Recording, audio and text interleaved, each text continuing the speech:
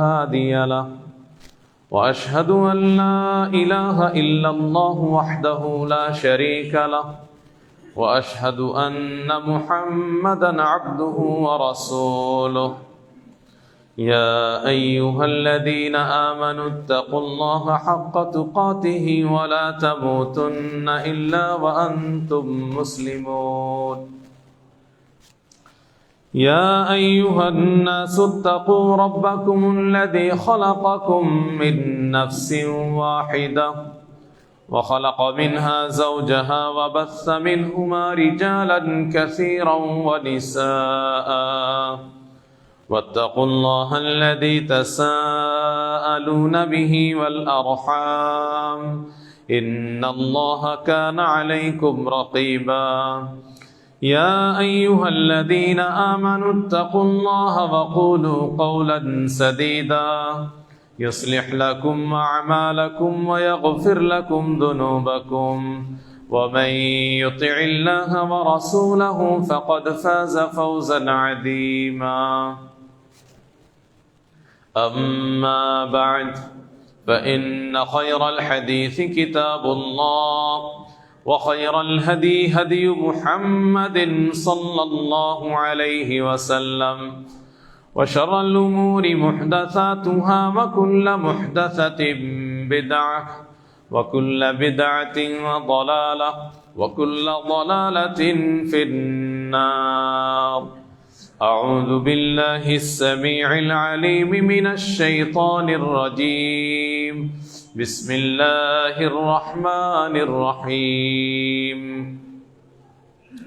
قاف والقرآن المجيد بل عجبوا أن جاءهم منذر منهم فقال الكافرون هذا شيء عجيب أإذا متنا وكنا ترابا ذلك رجع بعيد قد علمنا ما تنقص الأرض منهم وعندنا كتاب حفيظ بل كذبوا بالحق لما جاءهم فهم في أمر مريج أفلم ينظروا إلى السماء فوقهم كيف بنيناها وزيناها وما لها من فروج والأرض مددناها وألقينا فيها رواسي وأنبتنا فيها من كل زوج بهيج تبصرة وذكرى لكل عبد منيب ونزلنا من السماء ماء مباركا فأنبتنا به جنات وحب الحصيد والنخل باسقات لها طلع نضيد رزقا للعباد وأحيينا به بلدة ميتا كذلك الخروج كذبت قبلهم قوم نوح وأصحاب الرس وثمود وعاد وفرعون وإخوان لوط وأصحاب الأيكة وقوم تبع كل كذب الرسل فحق وعيد أفعينا بالخلق الأول بل هم في لبس من خلق جديد بارك الله لي ولكم في القرآن العظيم ونفعني وإياكم بالآيات والذكر الحكيم إنه تعالى جواد كريم ملك بر رؤوف رحيم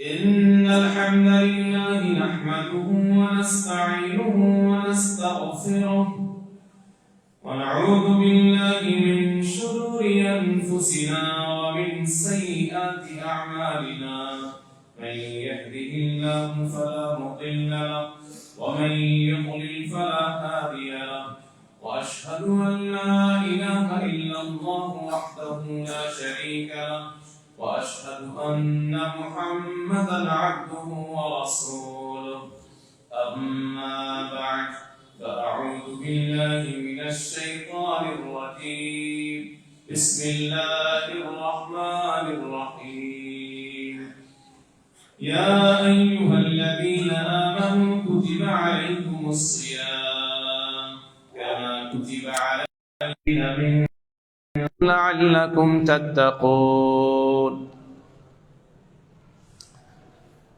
معزز حاضرین جمعہ اور محترم سامعین، ہر قسم کی حمد و ثنا، تعریف و توصیف، بزرگی و بڑائی اور عبادت و بندگی لائق اور مناسب ہے اللہ رب العالمین کے لیے، جو خالق کائنات ہے، مالک ارض و سما ہے اور سارے جہان کا رب ہے.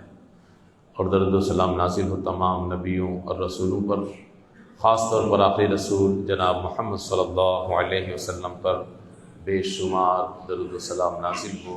اللہم صلی علیہ وبارک وسلم.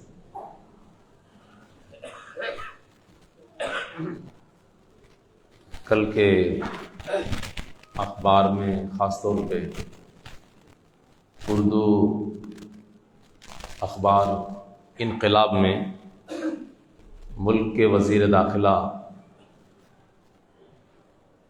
ہوم منسٹر کا بیان چھپا ہے. UCC کے پس منظر میں، یعنی سول کوڈ، انہوں نے کہا ہے کہ شریعت اور حدیث کے مطابق چوری کرنے والوں کے ہاتھ کاٹ دینا چاہیے، عصمت دری کرنے والوں یعنی زنا کرنے والوں کو سڑک پر سنسار کر دینا چاہیے، کوئی مسلمان سیونگ اکاؤنٹ نہیں کھول سکتا ہے، سود نہیں لے سکتا ہے، لون نہیں لے سکتا ہے. انہوں نے کہا کہ شریعت اور حدیث کے مطابق پوری زندگی گزارنا چاہیے، نہ کہ آدھی ادھوری. صرف 4 شادیاں کرنے کے لیے شریعت اور حدیث کیوں آتی ہیں؟ ایسا نہیں ہونا چاہیے. دراصل سول کوڈ کے نفاذ کی بات چل رہی ہے ملک میں، یعنی ایک ملک اور ایک قانون. تو مسلم پرسنل لا بورڈ کو ٹارگٹ کرتے ہوئے خاص طور پر یہ بات انہوں نے کہی ہے. تو انشاءاللہ آج نہیں، رمضان مبارک کے آخری جمعہ میں اس بیان کے پس منظر میں آپ کے درمیان خاص گفتگو ہوگی. صرف تازہ ترین خبر ہے، اس وجہ سے آپ کے سامنے میں نے اس کو بیان کر دیا ہے کہ ملک کے وزیر داخلہ امت شاہ نے مسلمانوں کو کیا سمجھایا ہے اور حقیقت کیا ہے.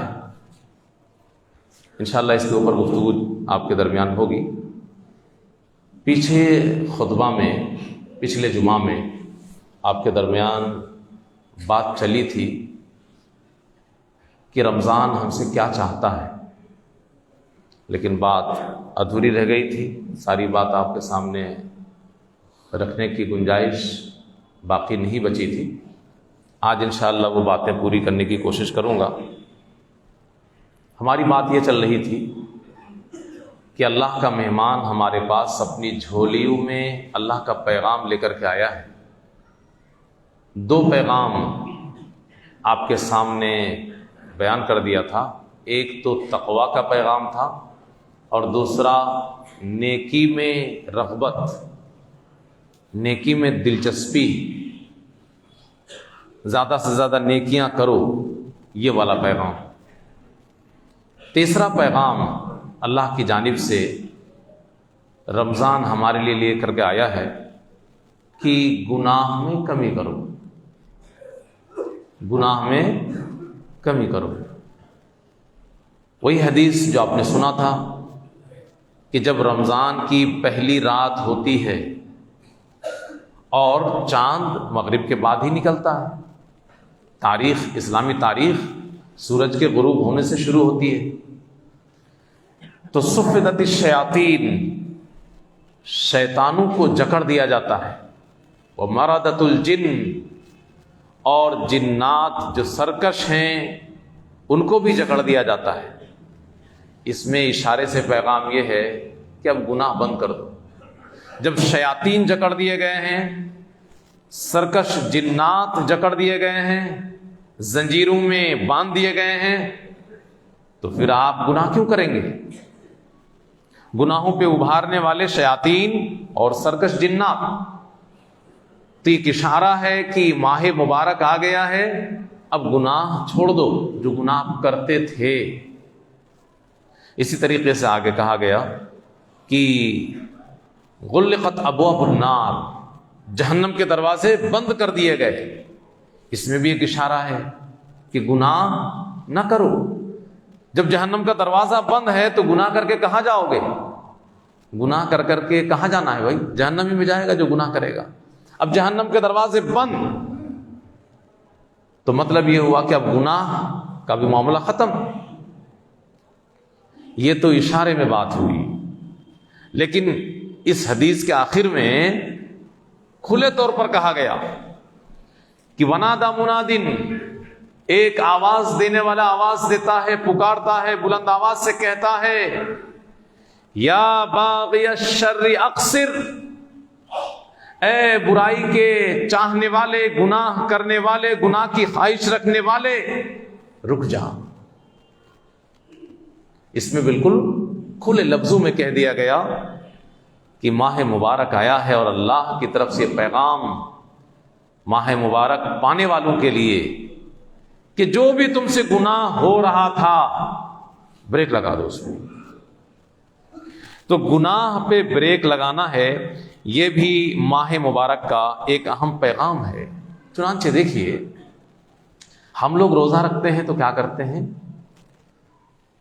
ہم لوگ صرف کھانے پینے سے اپنے آپ کو بچا لیتے ہیں.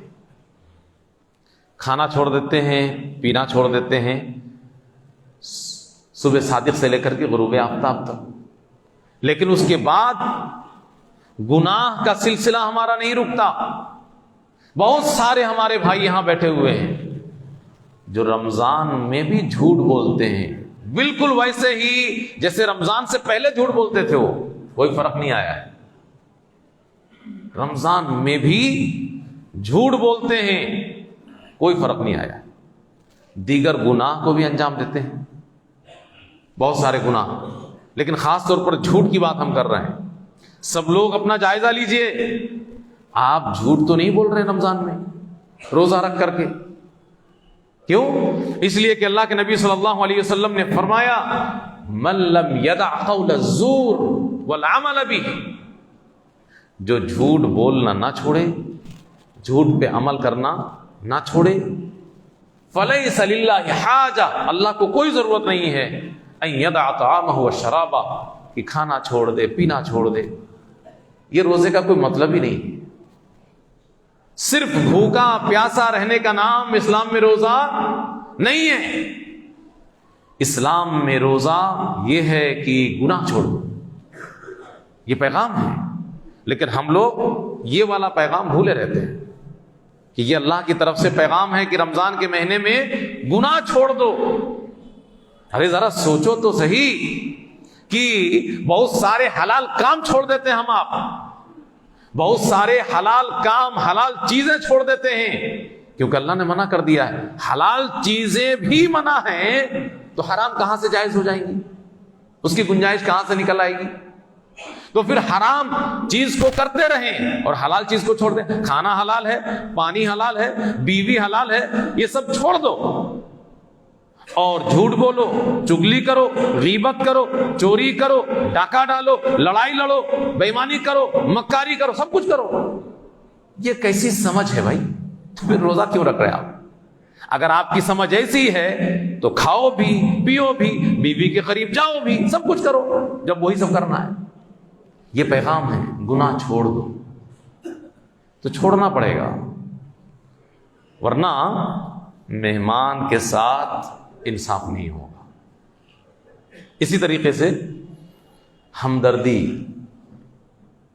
ایک دوسرے کا خیال، مال خرچ کرنا، سخاوت کا اظہار کرنا۔ اللہ کو تو ویسے بھی یہ دنیا کی چیزیں پسند نہیں ہے، کوئی حیثیت نہیں، کوڑے سے بھی بدتر ہے یہ دنیا اللہ کی نگاہ میں، کچھ بھی اہمیت نہیں ہے، رمضان ہو کہ غیر رمضان۔ لیکن رمضان میں خاص طور پر یہ پیغام ہے کہ مال دولت وغیرہ دوسروں کے اوپر خرچ کرو۔ اور پیارے نبی جناب محمد صلی اللہ علیہ وسلم سب سے بڑے سخی، اور رمضان میں آپ کی سخاوت اور بڑھ جاتی۔ اللہ کے رسول صلی اللہ علیہ وسلم کنجوس نہیں تھے میرے بھائیوں، مال دولت آتا تو آپ تڑپتے رہتے تھے کہاں خرچ کریں۔ یہ اللہ کے رسول صلی اللہ علیہ وسلم کی سخاوت، تبھی تو مال جمع نہیں ہو پایا، مرنے کے وقت آپ کے پاس کیا بچا؟ چونکہ آپ بہت بڑے سخی تھے، رات میں نیند نہیں آتی تھی جب تک خرچ کر نہیں لیتے تھے، کہہ رہے بھائی کھانا مال میرے پاس رکھا اور ہم سو جائیں گے۔ کتنے بڑے سخی تھے ہمارے رسول، غریب غریب نہیں تھے، سخاوت کی وجہ سے غربت نظر آتی تھی، چونکہ بانٹتے ہی رہتے تھے، بانٹتے ہی رہتے تھے۔ چنانچہ دیکھیے مختصر سا ایک ٹکڑا آپ کے سامنے رکھتا ہوں۔ کان رسول اللہ صلی اللہ علیہ وسلم اجود الناس خیرا، اللہ کے رسول صلی اللہ علیہ وسلم سب سے زیادہ بڑے سخی تھے تمام لوگوں میں، تمام لوگوں میں سب سے بڑے سخی تھے اللہ کے رسول صلی اللہ علیہ وسلم۔ لیکن رمضان میں اور سخاوت بڑھ جاتی تھی۔ رمضان کا مہینہ پاتے ہی جب جبریل علیہ السلام آتے تھے اور قرآن سنتے سناتے تھے تو اللہ کے رسول صلی اللہ علیہ وسلم کی سخاوت اور تیز ہو جاتی تھی۔ وَكَانَ أَجْوَدُ مَا يَكُونُ فِي رَمَضَانَ، رمضان میں سخاوت اور بڑھ جاتی تھی۔ سال بھر میں سب سے زیادہ سخی آپ رمضان میں رہتے تھے۔ حِينَ يَلْقَاهُ جِبْرِيلُ، جس وقت جبریل سے ملاقات ہوتی تھی۔ بلکہ آگے کا ٹکڑا ایسا ہے کہ اللہ کے رسول صلی اللہ علیہ وسلم مال خرچ کرنے میں اتنے آگے تھے کہ تیز ہوا سے بھی زیادہ تیز تھے آپ، اتنی جلدی مال خرچ کرتے تھے۔ تو سخاوت اسلام نے اس کی تعلیم دی ہے۔ رزق کا مالک اللہ ہے۔ وما من دابۃ فی الارض الا علی اللہ رزقها، ایمان والو اللہ پہ بھروسہ مضبوط کرو اپنا، آپ کو اللہ بھوکا نہیں سلائے گا۔ اللہ جب تک زندگی دے گا تو رزق کا انتظام وہ کرے گا، اور آپ جب اللہ کو خوش کرنے کے لیے خرچ کرو گے تو انتظام اور زیادہ آئے گا آسانی کے ساتھ۔ لیکن ایمان مضبوط ہونا چاہیے۔ یہ شیطان جو دل میں ڈر پیدا کرتا ہے اس سے دور کرنا چاہیے اپنے آپ کو۔ اللہ رب العالمین نے قرآن میں کیا بیان فرمایا؟ الشیطان یعدکم الفقر ویأمرکم بالفحشاء، شیطان تم سے غربت اور فقر و فاقہ کا وعدہ کرتا ہے کہ مال خرچ کرو گے تو غریب ہو جاؤ گے۔ جبکہ اسی مجمع میں بہت سارے ہمارے بھائی ایسے بیٹھے ہوں گے کہ جو اپنا جائزہ لے کے بتا سکتے ہیں کہ مال خرچ کیا تو اللہ نے اور دے دیا، مال خرچ کیا تو اللہ نے اور دیا۔ اس مجمع میں بہت سارے لوگ ایسے ہوں گے جن کو اپنی زندگی میں یہ تجربہ ہوا ہوگا کہ اللہ کے راستے میں خرچ کرتا رہا اور اللہ دیتا رہا، بیلنس میں کمی نہیں، بڑھتا ہی چلا گیا۔ پہلے کچھ نہیں تھا، اب 2-3 پراپرٹی کا مالک بھی ہے، اور ایسا نہیں ہے کہ بڑا کنجوس ہے، نہیں، جب اللہ کی طرف سے آواز آئی ہے جیب میں ہاتھ چلا گیا اور لٹا دیا ہے۔ بہت سارے لوگ اس میں موجود ہیں۔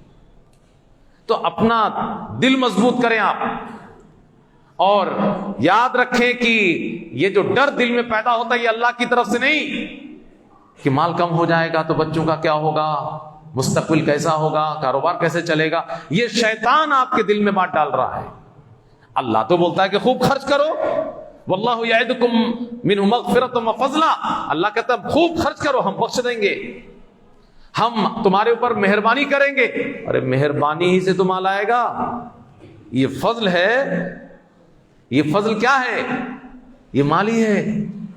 اللہ بخشش کا بھی وعدہ کرتا ہے اور خوب مال دینے کا بھی وعدہ کرتا ہے، تو ڈرتا نہیں ہے مومن بنتا اللہ کے راستے میں خرچ کرے۔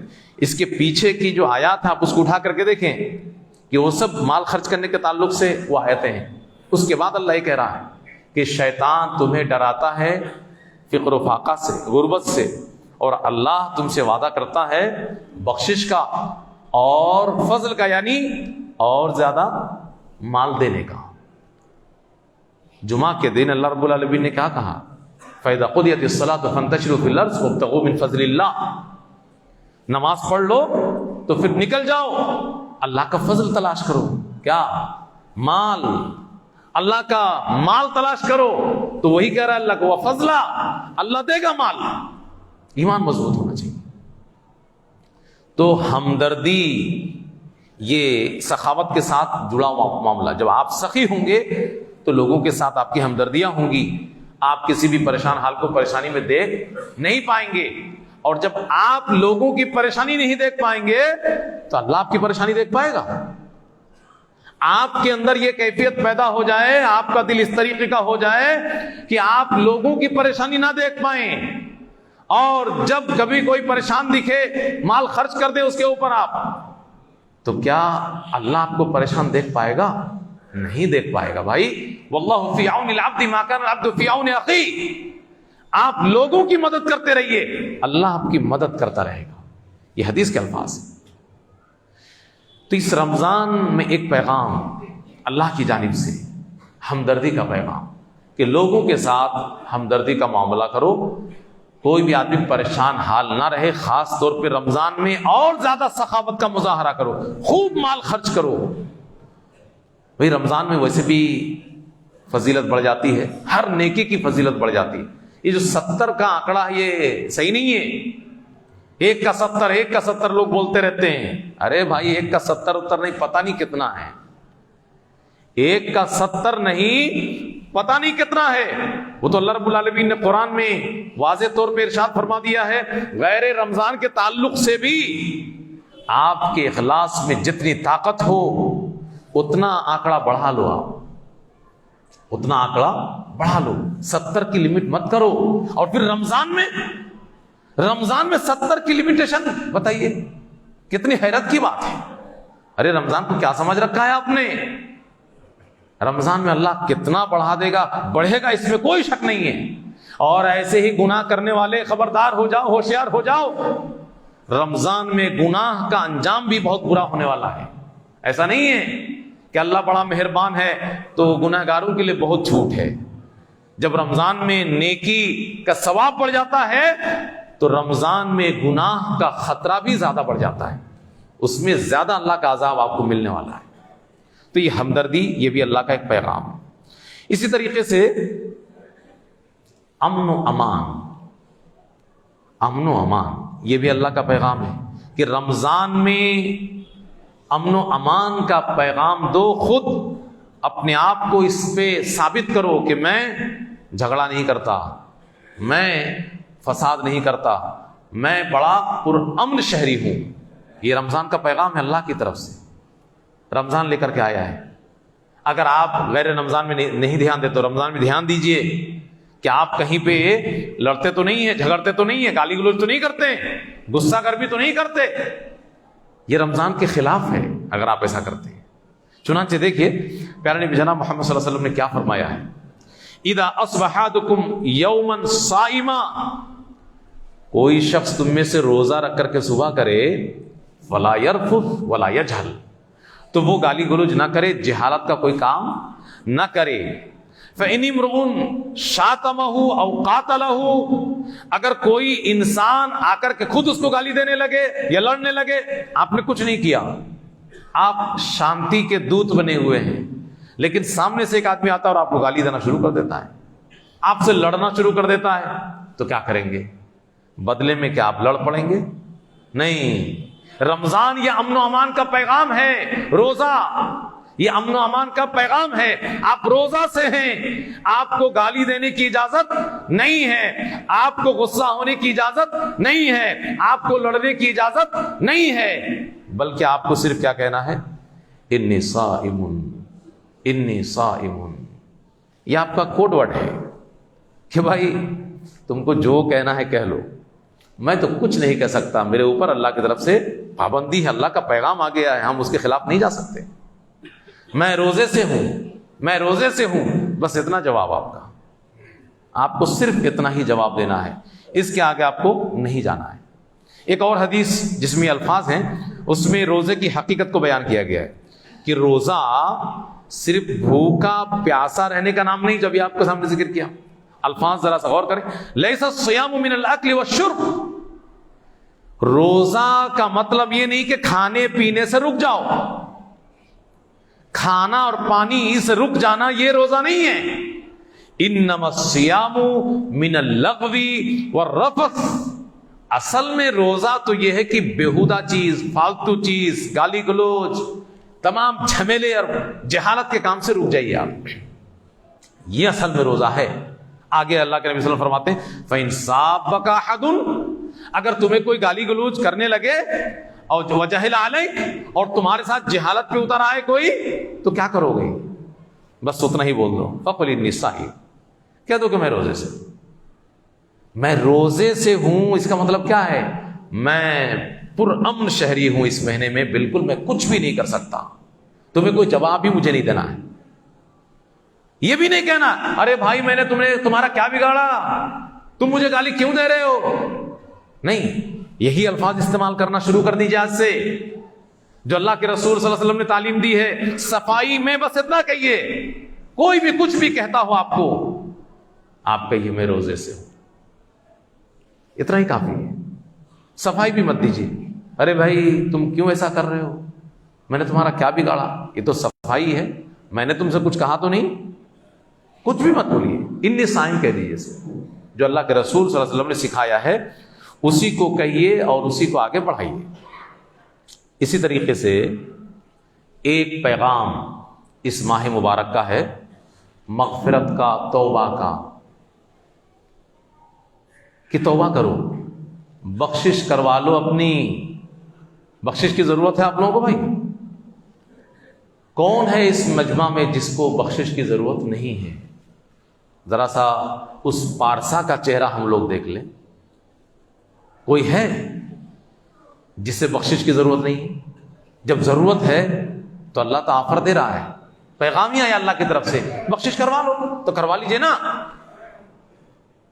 اللہ بڑا رحیم و کریم ہے، وہ آفر دیا ہے اسپیشل کہ تم سب کو بخشش کی ضرورت ہے تو بخشش کروا لو۔ بخشش کی ضرورت کیوں ہے معلوم ہے؟ اس لیے کہ ہم سب انسان ہیں اور انسان گناہوں کا پتلا ہے۔ کون انسان ہے جو گناہ نہیں کرتا؟ کون انسان ہے جو گناہ نہیں کرتا؟ انسان ہے تو گناہ ہوگا، اور پیارے نبی جناب محمد صلی اللہ علیہ وسلم نے اس کا اعلان فرما دیا ہے، کل بنی آدم خطاء، ہر انسان خطا کار ہے، وخیر الخطائین التواب۔ ابھی 2 دن پہلے ایک صاحب سوال پوچھ رہے تھے، ان کو تھوڑا سا کنفیوژن ہو رہا تھا سمجھنے میں قرآن کی ایک آیت کو، ان فتحنا لک فتحا مبینا لیغفر لک اللہ ما تقدم من ذنبک وما تأخر، کہ اللہ رب العالمین نے کہا ہے نبی سے کہ آپ کے اگلے گناہ معاف، پچھلے گناہ معاف، جبکہ سب سنتے ہیں اور جانتے ہیں کہ نبی معصوم ہیں، معصوم عن الخطا۔ یہ بھی آپ لوگ سنے ہوں گے نا بھائی کہ نبی معصوم عن الخطا ہیں، تو معصوم عن الخطا ہیں تو پھر کس چیز کی بخشش ہوگی؟ یہاں اگلے گناہ پچھلے گناہ کی بات ہو رہی ہے۔ کل بنی آدم خطا، انسان کے تمام بیٹے خطا کار ہیں، تو نبی بھی تو اس میں ہیں۔ یہی حدیث سے اور بات سمجھ میں آئے گی ان کو کہ نبی بھی تو انسان ہے، تو نبی سے گناہ نہیں ہوگا، خطا نہیں ہوگی، تو پھر یہ حدیث کو کیا کرو گے آپ؟ معصوم عن الخطا کا مطلب سمجھ لیجئے، نبی سے بھی خطا ہوگی، نبی سے بھی غلطی ہوگی اور ہوئی۔ ہاں، معصوم عن الخطا کا مطلب یہ ہے کہ اللہ رب العالمین آگاہ کر دے گا کہ ہاں یہ غلطی ہوئی، جلدی سے اس کی اصلاح کر لو۔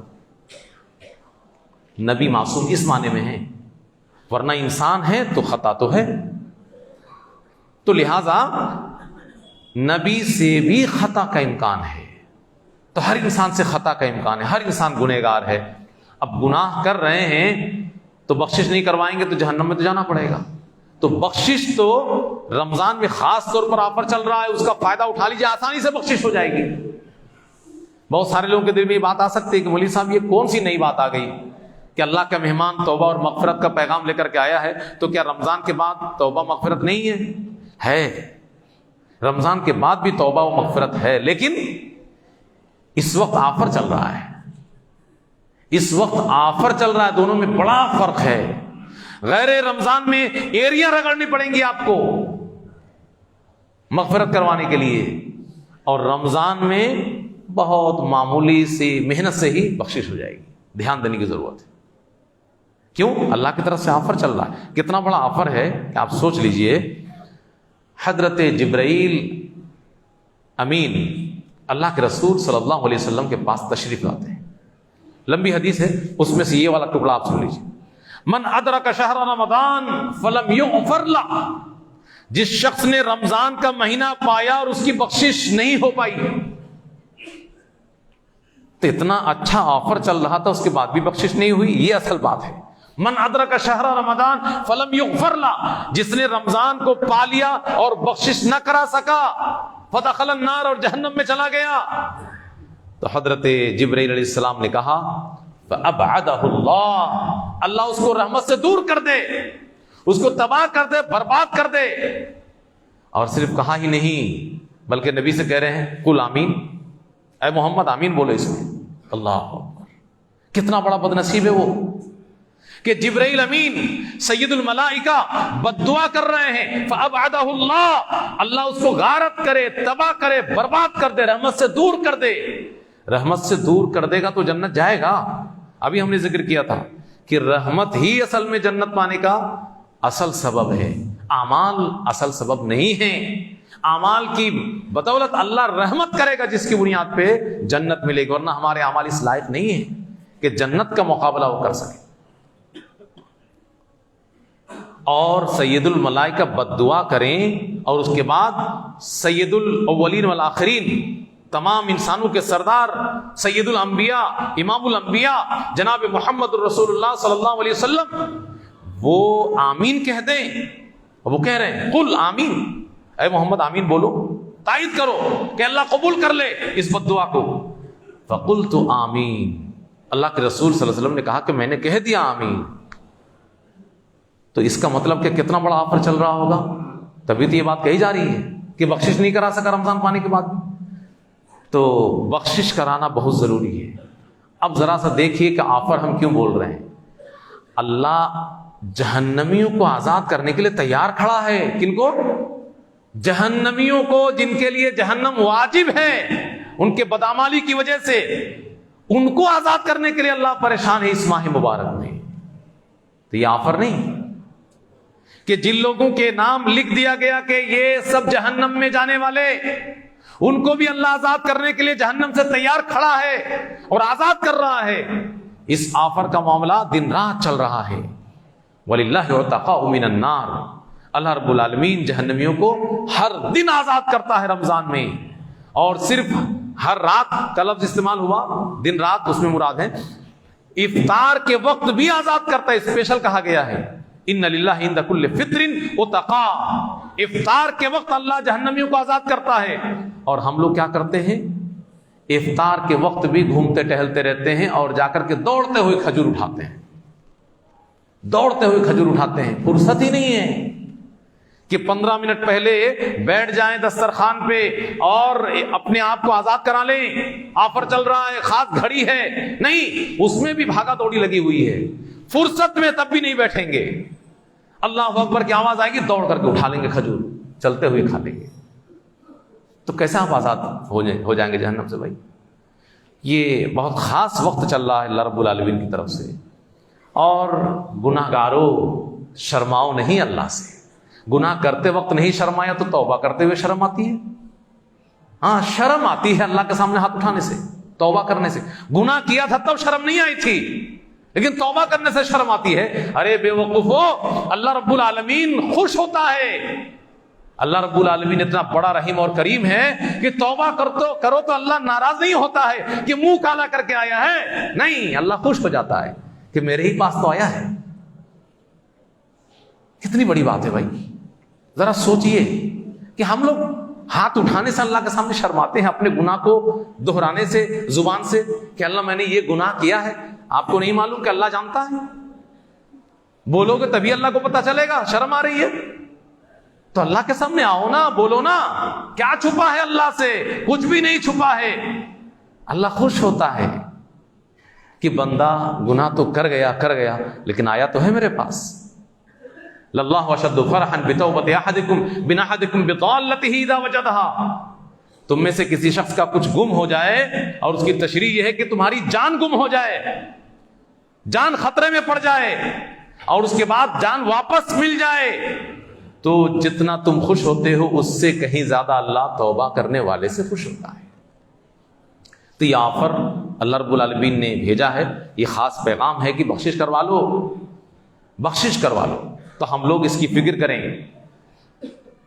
دیکھیے تقویٰ سے بات شروع ہوئی تھی اور یہ ساری باتیں ہم نے کہہ دی ہیں.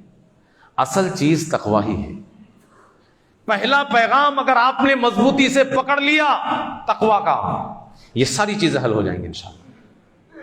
اللہ کا پہلا پیغام آپ نے مضبوطی سے پکڑ لیا, اس کا خیال کر لیا, یہ سب اپنے آپ سب سالو ہو جائیں گے. اصل چیز تقویٰ ہے. تقویٰ کچھ نہ کچھ سب کے پاس ہے, اس کو بڑھانے کی ضرورت ہے. اس کو بڑھائیے اور بڑھانے کے بعد بچانے کی ضرورت ہے اس کو. ہم لوگ رمضان میں تقویٰ حاصل کرتے بھی ہیں, اس کو بڑھا بھی لیتے ہیں, لیکن عید کا چاند نکلتے ہی تقویٰ ہم سے گردن چھڑا کے بھاگ جاتا ہے. اس کو بچانے کی ضرورت ہے. بچانے کے لیے کیا کرنا ہے؟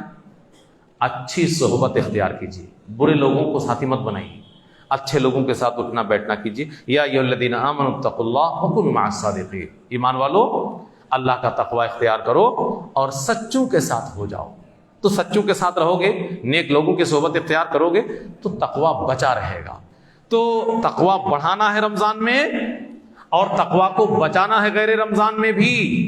یہ دونوں کام ہمیں کرنا. تقوی اگر ہمارے پاس رہ گیا سارے مسائل حل ہو جائیں گے انشاءاللہ, جنت مل جائے گی. ابھی ہم نے آپ کے سامنے ہمدردی کا تذکرہ کیا رمضان میں. آج آپ ہی کے شہر کانپور سے گوالٹولی سے کچھ احباب آئے ہوئے ہیں. وہاں پہ 10 سال سے نماز کا, تراویح کا وغیرہ کا رمضان میں اہتمام ہوتا رہا ہے, لیکن گھروں میں کرتے تھے, ان کے ساتھ دقت کی پریشانی تھی. اس سال ان لوگوں نے ایک جگہ کا انتظام کیا ہے کرائے پہ ہی صحیح, اور وہاں پہ تراویح کا اہتمام کرنے لگے ہیں, نمازوں کا اہتمام کر رہے ہیں, اور آگے جمعہ کا بھی اہتمام کرنے کا ارادہ رکھتے ہیں وہ.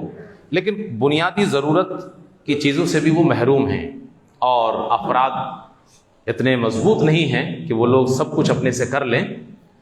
تقریباً 2,25,000 روپے کا خرچ کا معاملہ تھا ان کا, اس کو مینٹین کرنے میں. لیکن وہ لوگ آپس میں محنت کر کے 1 لاکھ کے آس پاس انتظام کر کے شروع کر دیے ہیں. ہم لوگ دیکھ آئے ہیں اس جگہ کو. وہاں پہ وضو خانہ کی ضرورت ہے, ظاہر سی بات ہے, نماز ہوگی تو وضو خانہ ہونا چاہیے. ایک ٹوائلٹ باتھ روم کی ضرورت ہے. اب تراویح ہوگی, اب آدمی کہاں جائے گا؟ گھر بھی نہیں ہے کہ گھر ہی میں چلا جائے, کرائے کی جگہ دوسرے کی جگہ ہے. اور اسی طریقے سے انورٹر کی سخت ضرورت ہے کہ لائٹ چلی جائے تو اندھیرا ہے. تو یہ ساری چیزیں وہاں نہیں ہیں. تھوڑا سا رنگائی پتائی مینٹین ہونا چاہیے تاکہ جگہ خوشگوار رہے تو عبادت میں جی لگے. تو بہرحال وہ لوگ آج آپ کے بیچ میں آئے ہیں, ان کو آپ کے تعاون کی ضرورت ہے. اس ماہ مبارک میں آپ خاص طور پر ان کا دھیان کریں, اور جن سے جو بھی بن سکے, چونکہ زیادہ بڑا معاملہ ان کا ہے نہیں, چھوٹا سا ایک ٹارگٹ ہے, آپ لوگ تھوڑا سا دھیان کر لیں گے تو انشاءاللہ آسانی سے وہ اپنا ٹارگٹ پورا کر لیں گے. تو آج کے جمعہ میں آپ لوگوں سے جن سے جو بھی بن سکے ان کے رومال میں آپ ڈال دیں. ہر بندہ کوشش کرے کہ 50 روپے صحیح, 100 روپے صحیح, ہر انسان جتنا ہے, جتنی گنجائش ہے, ہر آدمی حصہ لینے کی کوشش کرے. ان کا کام آسان ہو جائے گا انشاءاللہ, اور آپ سب بھی انشاءاللہ اس نیکی میں شامل ہو جائیں گے. اللہ رب العالمین ہم سب کی نیکیوں کو قبول فرمائے. ان اللہ وملائکتہ یصلون علی النبی یا ایھا الذین آمنوا صلوا علیہ وسلموا تسلیما. اللهم صل علی محمد وعلی آل محمد كما صليت على ابراہیم وعلى آل ابراہیم انك حمید مجید. اللهم بارک علی محمد وعلى آل محمد كما بارکت على ابراہیم وعلى آل ابراہیم انك حمید مجید. عباد اللہ رحمکم اللہ, ان اللہ یأمر بالعدل والإحسان وإیتاء ذی القربى وینہی عن الفحشاء والمنکر والبغی یعظکم لعلکم تذکرون. سبحان ربک رب العزة عما یصفون والسلام علی المرسلین والحمد للہ رب العالمین.